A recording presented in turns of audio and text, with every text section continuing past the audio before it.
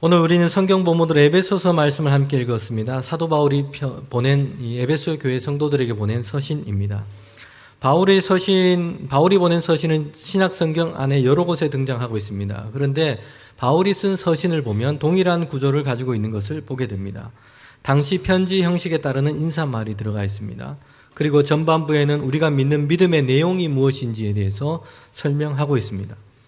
예수께서 생명의 주 되시고 그리스도를 믿는 그 믿음으로 우리가 구원을 받았습니다. 그리고 이제 우리는 그리스도 안에서 죽음에서 생명으로 옮겨졌습니다. 죄의 종이 아니라 의의 종이 되었고 이 어둠의 자녀가 아니라 이제는 빛의 자녀가 되었습니다. 이렇게 바울이 선포하는 것입니다. 바울은 이렇게 예수 그리스도에 믿는 그 믿음과 믿음의 내용이 무엇인지를 설명하고 있어요. 그리고 예수 안에서 우리의 신분, 우리의 존재가 어떻게 변화되었는지를 설명하고 있습니다. 여기에 그치지 않고 바울은 이어서 항상 그의 서신서에서 말씀하고 있는 것이 있습니다. 그러므로 이제 우리가 어떻게 살아야 하는지를 말씀합니다. 바울의 서신서들은 다 이런 동일한 구조를 가지고 있습니다. 전반부에는 교리적인 부분이 있고 후반부에는 실천의 부분을 말씀하고 있습니다. 에베소서의 말씀도 보면 에베소서 4장 16절까지는 믿음에 대한 내용의 말씀을 하고 있어요. 그리고 17절부터는 이제 믿는 자가 그의 삶에서 어떻게 살아가야 하고 실천해야 하는지를 말씀해 주고 있습니다. 바울이 이렇게 모든 서신서에서 말씀하고 있는 이유가 있습니다. 예수를 믿는 우리의 믿음은 우리의 존재, 신분만 변화시킨 것이 아니라는 것이죠. 이제 그 변화는 우리가 어떻게 살아가야 하는지 삶의 행동과 변화를 이끌어 오게 된다는 것입니다.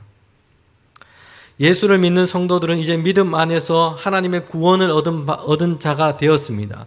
예수 그리스도 안에서 어둠에서 빛으로 옮겨졌습니다. 죽음에서 생명으로 옮겨진 것입니다. 그러게 이전과는 똑같을 수 없다는 것이요. 존재와 신분이 바뀌었기 때문에 삶과 행함도 바뀌게 되어야 한다고 말씀을 하고 있는 것입니다. 오늘 본문은 이제 빛의 자녀된 우리가 어떻게 살아야 하는지를 에베소의 말씀을 통해서 전하고 있습니다. 특별히 오늘 본문을 통해서 우리는 삶의 시간에 대한 성도의 지혜가 무엇인지를 함께 하나님의 말씀으로 듣도록 하겠습니다. 오늘날 세상의 많은 나라들은 예전보다는 좀 더 경제적으로는 윤택하고 잘 살아졌습니다. 풍요하고 좀 더 부유하게 됐습니다. 그런데 많은 사람들이 겪고 있는 또 다른 가난이 있습니다. 그것은 시간의 빈곤입니다. 이상한 나라 앨리스라고 하는 이 소설, 어린이들을 위한 소설이 있습니다. 앨리스가 토끼 동굴에 들어가게 됩니다. 기묘한 환상의 세계가 열리게 됩니다. 거기서 겪은 어떤 모험 이야기를 적은 소설입니다. 이 이야기 속에는 흰 토끼가 등장하게 됩니다. 처진 눈과 통통한 몸을 가지고 있습니다. 매우 피곤해 보이죠? 혹시 여기 계신 분 중에도 그런 분 계신지 모르겠습니다. 그런데 이 흰 토끼는 항상 허리춤에는 뭘 가지고 있냐면 해중시계 하나를 차고 있어요. 짧은 발로 종종걸음하면서 다니면서 해중시계를 자주 봅니다. 그러면서 이렇게 말을 자주 합니다. 아이고 안 돼 이런 늦었군 이렇게 얘기를 하는 거예요. 이 모습은 시간의 빈곤 시대를 살아가는 모습을 잘 보여주고 있는 듯합니다. 많은 사람들이 시간이 부족하다고 느끼고 있어요. 미국의 통계지만 조사한 사람의 거의 70% 이상이 나는 항상 시간이 부족하다 이렇게 느끼고 살고 있다고 합니다. 우리나라는 어떨까요? 성도 여러분은 어떻습니까? 예전에 들은 신문 기사로는 외국 사람이 가장 먼저 배우는 한국말이 안녕하세요도 아니고 좋아요도 아니고 빨리빨리라고 합니다. 그러니 시간 부족, 분주함은 우리나라도 전혀 예외가 아닐 것으로 짐작이 됩니다. 사실 예전에 비해서 사람들은 일하는 노동시간이 줄어들었습니다. 그런데 왜 이 시간의 빈곤을 우리는 겪고 있는 걸까요? 최근에 신간 중에 시간을 찾아드립니다 라는 책이 있습니다. 여기에 보면 타임푸어가 되는 이유, 시간 빈곤이 되는 이유를 6가지를 얘기를 해놨습니다. 물론 많은 사람들 중에는 생계 때문에 많은 시간 일을 해야 되는 분들도 있어요. 이런 분들은 제외하고 왜 우리가 시간의 빈곤을 겪고 있느냐 6가지 이유를 설명해 놨습니다. 첫 번째는 스마트 기기 사용입니다. 스마트폰, PC, 노트북부터 시작해서 많은 스마트 기기들이 우리를 둘러싸고 있습니다. 편리함을 넘어서 이제는 절제할 수 없이 과도하게 사용을 하고 있다는 것이에요. 그래서 여가 시간에도 업무와 연결이 되고 휴식을 제대로 하지를 못하는 것입니다. 인터넷 검색, 유튜브 시청, SNS, 메신저 이런 것들과 계속 접촉돼 있어서 사실 많은 시간을 거의 써버린 겁니다. 두 번째는 돈에 대한 집착입니다. 더 많은 소득을 얻기 위해서 거기에다 시간을 많이 쓰는 것이요. 돈 버는 일에 집중하게 된 겁니다. 세 번째는 두 번째와도 연결이 됩니다.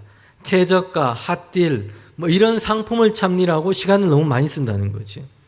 네 번째는 바쁨이 지위의 상징이 된 문화. 다섯 번째는 네 번째와 연결이 되겠죠. 게으름을 혐오하는 문화. 바쁘게 사는 것, 바쁜 것이 나는 중요한 사람이야 라는 것을 어떤 증명해주는 그런 문화가 이 시대 가운데 있다는 것이요. 바쁨을 명예로운 훈장처럼 달고 다니는 것이죠. 일과 생산성에 파묻혀 살고 있습니다. 여기에서 자신의 성공과 정체성을 찾는 그런 문화들이 있습니다. 사색하거나 혼자 여유롭게 머물러 있거나 이것을 매우 지루하게 생각하고 오히려는 이것 때문에 스트레스를 받는 경우도 있어요. 또 그런 모습을 게으름이라고 부정적으로 보는 그런 시각, 이런 문화들이 있다는 것입니다. 여섯 번째는 요청받는 일에 일단 예스라고 대답하는 태도입니다. 자신의 내일, 그 미래에는 좀 더 시간이 있을 것이라고 아주 낙관적으로 생각을 하는 것이에요. 그래서 이 사람, 저 사람 크게 중요하지도 않은 그런 일들이 우리에게 올 때 일단은 내일은 더 시간이 있을 테니까 예스라고 승낙하고 다 응답을 해놓는 거지요. 그리고는 나중에 이것이 다 몰려가지고 후회하게 된다는 것입니다. 공감 가는 점들도 있고 때로는 이건 좀 아닌 것 같다라는 생각이 드는 그런 부분들도 있을 것입니다. 그런데 이 바쁨, 이 시간을 잃어버린 이유, 이 내용들을 보면 시간이 우리가 정말 부족하고 양이 부족하고 빈곤한 것이 아니라 우리가 시간을 분주하게 흘려보내고 있다는 것입니다. 시간이 빠듯하다는 압박에 시달리고 항상 바쁜 상태가 그래서 되어버린 것입니다. 사도 바울은 성도들에게 시간에 대한 지혜를 이렇게 말씀을 하고 있습니다. 에베소서 5장 11절인데요. 현대어 번역 성경으로 제가 한번 읽어보도록 하겠습니다. 헛된 일, 분주하기만 할 뿐 성과가 없는 일, 어둠을 쫓는 무익한 일로 여러분의 시간을 허비하지 마십시오. 여기서 바울은 사람들에게 시간이 부족한 이유를 밝히고 있어요. 무엇 때문이라고 얘기를 하고 있습니까? 헛된 일, 열매가 없는 일, 무익한 일, 이런 일들로 시간을 다 채워버렸기 때문이에요. 그래서 시간은 부족해졌고 분주하게 된 것입니다. 예전에 뉴스를 보다 보니까 잘못된 것에 어떤 집착하고 있는 한 사람의 이야기가 거기 나오고 있습니다. 이분은 동네를 다니면서 재활용품뿐만 아니라 쓰레기들을 다 주워서 자기 집 가져다가 거기다 모아놓는 것입니다. 거주하시는 집이 아파트였어요. 그러다 보니 집에서 이제 막 냄새가 나기 시작하자 곁에 있는 이웃이 그 집에 무슨 일이 있는 줄 알고 신고를 했습니다. 경찰관과 관공서 직원이 이제 나와서 그 집을 방문을 했습니다. 문을 열고 들어서니까 거실 한가득에 쓰레기와 오만 잡동사니가 다 쌓여져 있는 것입니다. 거실뿐만 아니라 방과 화장실과 온 집안에 그 많은 물건들이 다 쌓여 있어요. 정작 집주인은 거주할 공간이 없어서 어디서 잠을 자고 생활하냐 하면 현관 출입문 앞에서 잠을 자고 생활을 하고 있는 것입니다. 그리고 많은 날은 바깥에서 노숙을 하는 것이에요. 집에 공간이 없으니까. 그러면서도 길가에 가서 또 쓰레기장을 뒤져서 물건을 주워다가 집에다가 계속 쌓아 놓는 것입니다.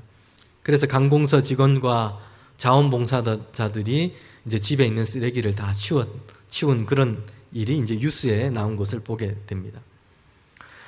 바울이 이 시간에 대해서 성도들에게 교훈을 하는 것을 보면 여기에서 우리가 비유해서 생각을 해볼 수 있습니다.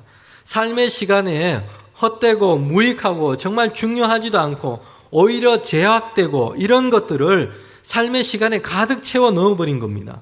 그래서 시간의 양이 줄어든 것이 아니라 시간에 중요하지 않은 것들로 다 채워버린 것이에요.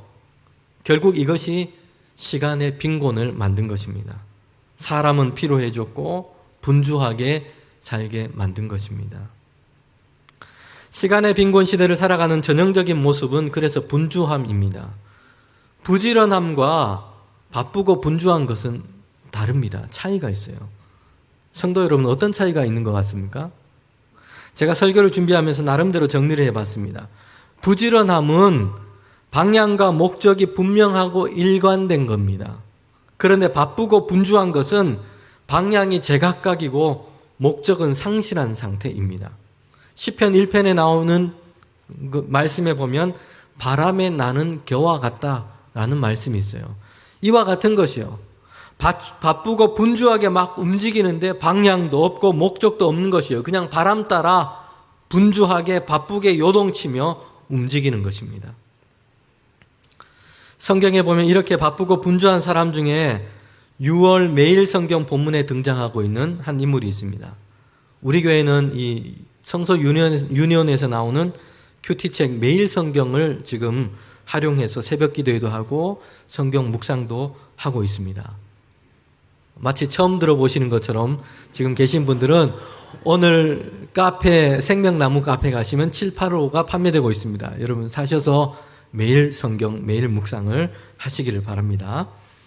6월 달에 보면 지금 사무엘상의 말씀이 나오고 있는데 거기는 사울과 다윗의 이야기가 나오고 있습니다. 사울은 이스라엘의 초대 왕이었어요. 하나님께서 그를 세우셨는데 그는 불순종했습니다. 그래서 하나님께서 이 사울 왕을 버리시게 돼요. 사울의 뒤를 이어서 이제 다윗을 이스라엘의 왕으로 기름 부으시게 됩니다. 다윗은 이 사울 왕의 아들이 아니었습니다. 이새의 아들이에요. 다른 집안의 소년이었습니다. 사울은 그의 왕위 그리고 그의 집안에 있어야 할 그 왕위를 빼앗겠다라고 생각하며 다윗을 시기하기 시작합니다. 다윗을 죽이려고 쫓아다니는 것이에요. 사울 왕의 이런 모습을 보면 얼마나 바쁘고 열심인지 몰라요. 블레셋과 전쟁을 한 후에 사울은 쉬지도 않고 중단하지도 않고 다시 군사를 몰고 다윗을 향해 달려갑니다. 쫓아가는 것이요. 대단히 열심이고 바쁜 것입니다. 게으르지도 않고 쉬지도 않고 끊임없이 중단 없이 쉼 없이 열심히 하는데 뭘 하고 있는 겁니까? 다윗을 죽이는 일. 하나님께서 택하시고 하나님께서 계획하신 그 일을 가로막는 일을 지금 열심히 하고 있는 것입니다. 자기의 삶과 시간은 헛되고 악하고 무익한 것으로 지금 가득 채우는 그런 열심인 것입니다. 그래서 현대의 어떤 신앙의 훌륭한 선생들은 바쁨에 대해서 이렇게 경고를 했습니다. 달라스 윌라드라고 하는 분은 바쁨, 분주함은 우리 시대의 영적 삶을 방해하는 큰 적이다. 삶에서 바쁨을 가차없이 제거해야 한다. 코리테붐이라고 하는 분은 지난번 제가 설교 때도 인용을 했었습니다. 사탄이 우리가 죄를 짓게 만들 수 없을 때에는 바쁘게 만든다. 죄와 바쁨은 동일한 결과를 낳게 한다. 둘 다 우리를 하나님과 그리고 다른 사람들과 심지어는 자신의 영혼과도 단절되게 만든다. 방향이 틀려버린 이 바쁨, 분주함은 열매가 없습니다. 그냥 어둠 속을 헤매고 휘젓고 다니는 것이에요. 이런 분주함은 오히려 하나님과 하나님의 뜻을 의식하지 못하게 만드는 것입니다. 결국에는 열심히 하나님의 뜻을 거스리는 것이 되고 마는 것입니다. 분주함은 하나님을 보기보다는 일을 보게 합니다. 염려에 사로잡히게 하는 것이에요. 성도 여러분, 저와 여러분이 교회에서 세상 가운데서도 하나님의 일을 할 때에도 우리는 부지런해야지 분주해서는 안 되는 것입니다. 그렇다면 성도 여러분, 우리는 어떻게 시간의 빈곤, 여기에 갇혀 있지 않을 수 있을까요? 어떻게 분주함에 사로잡혀 살지 않을 수 있을까요? 바울은 시간의 지혜에서 아주 중요한 원리를 밝히고 있습니다. 5장 17절 말씀입니다. 우리가 함께 읽어보도록 하겠습니다. 5장 17절입니다. 그러므로 어리석은 자가 되지 말고 오직 주의 뜻이 무엇인지를 이해하라. 바울은 성도들의 삶에서 가장 중요하고 우선되는 것이 무엇인지를 밝히고 있어요. 그 기준을 먼저 세워야 한다고 말씀하고 있습니다. 이것이 시간의 지혜예요. 시간의 지혜는 가장 우선된 것이 무엇인지를 그 기준을 세우는 것에부터 시작됩니다. 그리고 그것을 위해서 삶의 방향과 목적을 세우고 시간 안에 가장 중요한 것, 우선되는 것을 먼저 채우고 행하는 것입니다. 시간 관리에 있어서 아주 고전적으로 활용되는 방법이 있습니다. 아이젠하워 매트릭스라고 하는 것입니다. 아이젠하워는 여러분이 아는 것처럼 미국의 대통령이었습니다. 그런데 당시에는 2차 세계대전에 참전했던 미국의 장군이었습니다. 전쟁이라고 하는 아주 복잡한 상황 가운데서 그는 어려운 상황 가운데 이 전쟁을 승리로 이끌었습니다. 그 비결이 있어요. 이것이 아이젠하워 매트릭스입니다. 우리가 아이젠하워 매트릭스라고 그러면 전쟁술, 용병술, 전쟁에서 그가 승리했으니까 이렇게 생각할 수 있는데 종류가 좀 다릅니다. 모든 업무, 과제 이런 것들을 분류하고 실행하는 기술입니다. 당신이 2차 세계대전 막바지였어요. 새로운 전환점, 전기가 마련되어야 했던 그런 시점이었습니다. 아이젠하워는 연합군 최고 사령관이 되었습니다. 그리고 전쟁 중이니까 얼마나 많은 일들, 복잡한 상황들이 그에게 닥쳐왔을까요? 그런데 아이젠하워는 매우 단순하고 명확하게 이것을 정리하고 단호하게 실행하는 그런 탁월한 기술이 있었습니다. 그는 가는 곳마다 책상 하나를 마련하고는 책상 위를 그 공간을 4등분을 했습니다. 1, 2, 3, 4 번호를 이렇게 매겼어요. 1번에는 즉시 할 것, 중요하고 긴급한 일들을 그렇게 놓은 것입니다. 2번에는 나중에 해야 할 것, 중요하지만 당장은 긴급하지 않은 것들. 3번에는 맡길 일, 다른 사람들에게 맡길 일. 즉시 해야 하지만 그렇게 중요하지는 않은 것, 다른 사람에게 맡겨도 되는 일이었습니다. 4번째는 삭제할 것, 중요하지도 않고 긴급하지도 않은 것, 이런 것을 거기다 놓은 것입니다. 이렇게 표시하고는 그 과제들을 이 일에 따라서 이렇게 분류해서 그는 실행을 한 것입니다. 나중에 대통령이 되어서도 그는 이런 업무를 이런 원리를 따라서 직무를 했다고 합니다. 이 아이젠하워 매트릭스가 기업가들은 물론 후에 시간에 대해서 또 경영에 대해서 가르치는 많은 선생들에게 이 영향을 주었습니다. 우선되고 기묘한 것, 이것을 먼저 행하는 것입니다. 그리고 필요 없는 것, 그리고 중요하지 않은 것, 이런 것은 시간 사용에 있어서 삭제를 해버리는 것이에요. 이 원칙에 따라서 저와 여러분이 한번 여러분의 시간을 생각해 볼 필요가 있습니다. 성도 여러분, 우리는 시간의 부족을 느끼고 있습니다. 그러면 하루에 한 5시간 정도 매일매일 우리에게 더 주어진다면 시간 빈곤이 해결될 것이라 생각을 하십니까? 만약 하나님께서 우리에게 그렇게 하신다면 시간의 빈곤이 해결이 될까요? 아마 대부분 사람들은 똑같은 상황을 반복하게 될 것입니다. 기묘하지도 않고 중요하지도 않은 일들, 그 많은 것들을 5시간 더 주어진 시간에 또 채우고 말 것이에요. 그리고 시간의 빈곤을 다시 느끼게 될 것입니다. 시간의 빈곤을 해결하는 해법은 더 많은 시간에 있는 것이 아니에요. 중요하고 우선된 일, 그것을 먼저 행하고 삶을 단순하게 살아가는 것입니다. 사도 바울은 성도와 오늘 우리에게 있어서 우선되고 기묘한 것, 그 기준이 무엇인지를 밝히고 있는 것이에요. 이것은 시간의 빈곤 시대에 살아가고 있는 성도로서 저와 여러분이 마음에 새기고 우리의 시간을 새롭게 할 수 있는 중요한 방법입니다. 바울은 먼저 주님의 뜻, 거기에 합당한 것, 주님이 기뻐하시는 것, 이것이 무엇인지를 먼저 이해해라 라고 이야기하고 있습니다. 예수님도 산상설교에서 동일하게 말씀하셨습니다. 너희는 먼저 그의 나라와 그의 의를 구하라. 그리하면 이 모든 것을 더하시리라. 주님께서도 가장 우선되는 것이 무엇인지를 먼저 구하고 먼저 행하라. 그리하면 다른 것을 주실 것이다 말씀을 하고 계세요. 하나님의 뜻에 맞지 않는 것들, 이런 것들로 우리의 시간을 채우고 행하는 것, 이거 하지 말라는 것입니다. 오늘 본문에서는 보면 하나님의 뜻에 맞지 않는 것들 말씀을 하고 있어요. 술 취함과 방탕함과 헛된 것과 죄악된 것, 이런 것들은 시간에서 제하고 삭제해 버려라 말씀을 하고 있습니다. 오늘 본문에서 우리는 시간에 대한 지혜를 살피며 또 중요한 한 말씀이 있습니다. 16절 말씀인데요. 16절 말씀을 다시 한번 저와 여러분이 또 함께 읽어보도록 하겠습니다. 16절입니다. 세월을 아끼라, 때가 악하니라.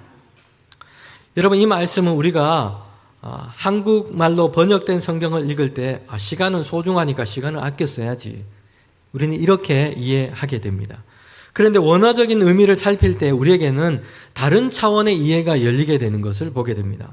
이 본문에서 세월이라고 하는 이 단어는 카이로스라는 단어입니다. 그리고 뒤에 나오는 때가 악하다라고 했을 때 이 때는 포네라이라고 하는 이 단어입니다. 여러 시간들이 합쳐진 어떤 연대, 시대, 이런 것을 뜻하고 있습니다. 이 두 단어는 성경이 시간에 대해 다른 두 가지의 개념을 사용하고 있다는 것을 잘 보여주고 있습니다. 헬라어로도 이 시간은 두 가지 단어로 성경 안에서, 그리고 헬라 세계 안에서도 그렇게 사용되었습니다. 먼저 시간에 대한 첫 번째 개념은 크로노스라고 하는 단어를 사용해서 사용하는 시간입니다. 우리가 흔히 생각하는 것처럼 흘러가는 시간이에요. 하루, 이틀, 1시간, 2시간, 1년, 10년, 20년, 자연적으로 흘러가는 그 연대기적인 시간을 의미합니다. 양적인 시간을 의미하죠. 그런데 또 다른 시간의 개념이 성경 안에 등장하고 있습니다. 그것은 카이로스예요. 카이로스는 질적인 시간입니다. 갑작스럽게 닥친 기회나 어떤 시간, 의미 있는 사건이 우리에게 닥친 그 시간, 이것을 뜻합니다. 성경적인 관점에서 본다면 카이로스는 하나님이 개입하시거나 계시하신 그때 사람에게 하나님과의 관계가 열리는 특별한 사건의 때, 그 의미의 시간을 의미합니다. 에베소서를 바울이 썼으니까 바울의 일생을 통해서 한번 설명을 해보면 이렇습니다. 바울은 원래 교회를 박해하고 핍박했던 사람이었습니다. 그날도 바울은 다메섹이라는 도시를 향해서 예수 믿는 사람을 잡으려고 그렇게 가는 길이었습니다. 그때 바울의 나이는 대략 30세 전후였습니다. 30년이라고 하는 크로노스적인 시간을 살아온 한 남성이 지금 다메섹이라고 하는 도시를 향해서 가고 있는 것이에요. 그런데 그 다메섹으로 가던 그 길 중에 강한 빛 가운데 부활하신 예수님이 이 바울에게 임한 것입니다. 예수님을 만난 것이 바울이. 그리고 이 사건을 통해서 바울은 완전히 변화된 것입니다. 예수 믿는 사람을 박해했던 바울이 예수님을 전하는 전도자가 된 것입니다. 부활하신 예수님을 만난 그 사건, 그 시간, 이것이 바울의 삶 가운데는 카이로스인 겁니다. 30년이라고 하는 크로노스적 삶을 살아갔던 이 바울에게 예수님, 부활하신 예수님이 그에게 오신 것이에요. 이 사건의 시간, 이것이 카이로스인 겁니다. 성도 여러분, 그러면 우리가 에베소서 5장 16절 말씀을 다른 관점에서 말씀을 읽을 수 있다는 것이에요. 세월을 아끼라. 이 세월은 카이로스라는 단어입니다. 때가 악하니라. 뒤에 때는 크로노스적 시간을 의미하는 것에 가깝습니다. 그러니 16절 말씀을 읽으면 이렇습니다. 너희는 카이로스를 아끼라. 크로노스가 악하니라. 라는 말씀이에요. 바울은 크로노스의 시간, 즉 시간은 막 강물처럼 흘러가니까 돌아오지 않으니까 아껴 써라. 이 의미보다 더 중요한 것을 우리에게 열어주고 있다는 것이요. 카이로스, 하나님과 연결된 그때, 그 시간, 하나님의 시간을 아끼라는 것이요. 여기서 아끼라는 단어는 사다, 대가를 지불해서 얻다라는 뜻입니다. 그러게 바울은 지금 우리에게 뭘 얘기를 해주고 있습니까? 크로노스와 같은 흘러가는 시간 안에서 카이로스, 하나님의 시간, 하나님과 연결된 시간을 살아라고 이야기하고 있는 것입니다. 성도 여러분, 시간에 대한 지혜는 여기에서 열리는 것입니다. 1년, 20년, 30년, 40년 우리는 연대기적인 어떤 삶을 계속해서 살아갈 것입니다. 저와 여러분이 거기에서 무엇을 해야 한다고 말씀을 하고 있습니까? 크로노스적인 이 시간을 살아가면서 순간순간 하나님의 시간을 사는 것이에요. 하나님과 연결되는 그 시간을 세우라고 이야기하고 있는 것입니다. 하나님의 시간을 살아. 카이로스의 시간을 발견하는 자, 그에게는 시간에 대한 지혜가 열리고 그에게는 유익이 있습니다. 하나님께서 주신 우리의 삶에서 가장 우선되고 중요한 것이 무엇인지, 주님의 뜻이 무엇인지를 분별하게 되는 것입니다. 그리고 그것으로 우리의 시간을 채울 수 있습니다. 또한 우리는 세상에서 우리의 날이 영원하지 않다는 것을 깨닫게 됩니다. 모세의 노래로 알려진 시편 90편에 보면 이렇게 말씀을 하고 있습니다. 우리에게 우리의 날 계수함을 가르치사 지혜로운 마음을 얻게 하소서. 날마다 카이로스의 때를 사는 자에게 열리는 지혜입니다. 이 세상에서 우리 자신에게 허락된 크로노스의 시간은 영원하지가 않아요. 이것을 깨달을 때에는 헛되고 허무하게 되어버릴 것, 이것에 우리의 모든 시간과 열정을 소비해버리는 실수를 하지 않게 될 것입니다. 전도서 3장 11절 말씀입니다. 하나님이 모든 것을 지으시되 때를 따라 아름답게 하셨고 또 사람들에게는 영원을 사모하는 마음을 주셨느니라. 그러나 하나님이 하시는 일의 시종을 사람으로는 측량할 수 없게 하셨도다. 카이로스의 그 때를 날마다 만나는 사람들에게 열어주시는 시간의 지혜입니다. 전도서의 말씀은 하나님의 시간을 아는 자가 갖는 그 지혜를 말씀해 주고 있어요. 이 사람은 그가 만나는 인생의 모든 일 가운데 하나님의 섭리, 그 아래서 그것을 이해하게 됩니다. 그리고 영원을 사모하는 마음을 주셨습니다. 그래서 하나님이 행하시는 일을 기다리는 자가 되어가는 것입니다. 하나님의 시간을 사는 예수님의 모습을 통해서 우리는 시간의 지혜를 볼 수가 있습니다. 예수님은 한가하게 사셨던 분이 아니셨어요.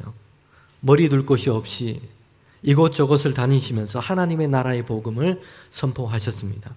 가는 곳마다 병든 자들, 귀신 들린 자들, 이런 사람들을 치유하시니라고 열심히 하셨습니다. 심지어는 바리새인들의 고발이 있음에도 불구하고 안식일에 병든 자를 고치셨어요. 그런데 예수님은 새벽 미명에 한적한 곳에 홀로 계시는 것을 잊지 않으셨어요.